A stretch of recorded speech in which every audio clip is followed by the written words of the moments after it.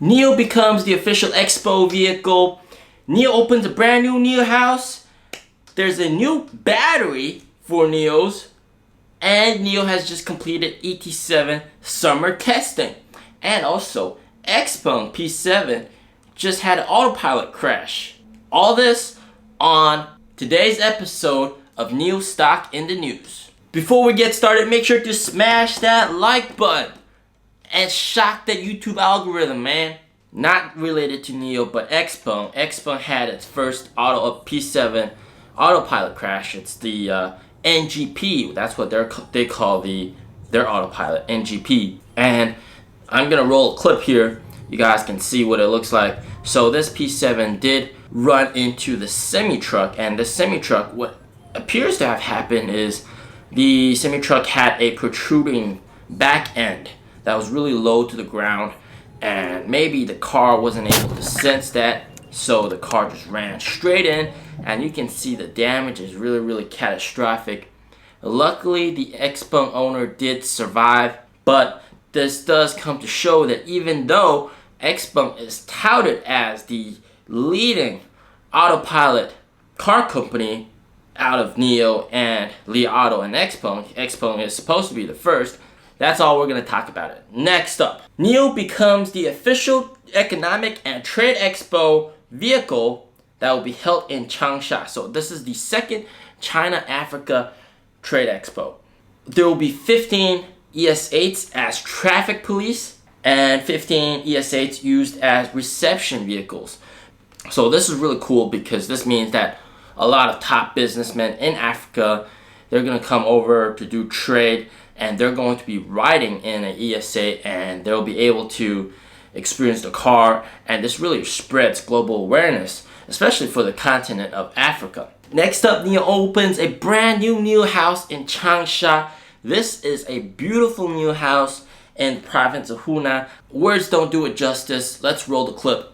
This is what it looks like. Man, this has also been known as the ancient charm and urban fireworks city. It's known as a half prosperous, half quiet city, and it really showcases the culture of Hunan province and what it looks like. So this is a multi-floor NIO House. It has gallery sections where you can view the car, which they call free stretches of space, allowing users to fully appreciate the whole series of models in exhibition hall from different angles, presenting the exquisite and pure design concept of NIO to the users. And then of course, there's also the NIO Cafe on the upper floor, which is exclusive to NIO owners, and this will feature a lot of cool stuff and some drinks that are exclusive to that city. So they have a comfortable living room area and library, which provides space for NIO owners to make friends, entertain themselves, work, and do other lifestyle stuff. So the modular sofa makes the whole space more free and flexible, and they have a large collection of books convenient to borrow at any time, along with Joy Camp, where you can have your kids play, rest, do some artwork. At all NIO houses, you can actually book a room for your own conferences and use it as a venue for your own business. Cool. That's pretty nice. Next up, in a very cool news, is NIO releases the 75 kilowatt hour battery pack. So this innovatively adopts the way of ternary lithium and lithium iron phosphate cell in a mixed hybrid arrangement. So they'll have both, and it has the benefits of both. The ternary lithium cells have better temperature management and heat resistance. However, they do have less cycles and more prone to degradation. That's why they'll be used only on the ends of the battery pack. So at the very corners, that's where you have the ternary cells. These are of course more resistant to temperature, and then in the center, where the most majority of the cells are, you have the lithium iron phosphate, which is the one that has more cycles. However, they are less resistant to temperature changes. So this is really cool. You know, NIO has obtained more than 10 patents to make this happen, and compared to most other EVs, which only have either one lithium iron phosphate or the ternary lithium battery, NIO has applied both of these technology into one pack to offer the best of both worlds. This is also going to lower the price for NIO, and it's going to offer better performance. Now, what's really cool that I want to talk about is that this is actually free for all NIO owners. So guys like me, I have a 70 kilowatt hour battery. Everyone gets a free upgrade to the 75 kilowatt hour battery at no extra charge, right? So, you know, this is insane, right? Nobody else has this kind of stuff. When there's new battery tech, right? If you have a Tesla Model 3 and there's a new battery tech, chances are Tesla's not going to offer it to you for free, right? So this does improve the battery performance on several major metrics. So first, the most important part of this is obviously low temperature performance. NIO has reduced the low temperature battery life loss by 25%, which is a substantial amount. And then there's a full heat dissipation path physical barrier, which means that the heat is more evenly distributed alongst the cells. This is especially important during the winter when you have to heat up the batteries. And all NIO batteries are heated, but here you can see in the heat map, right? In the 70 kilowatt hour battery, it's mostly just the center that's heated, and then the edges aren't. So that causes lower performance. But in this new pack, the whole entire battery pack is evenly heated.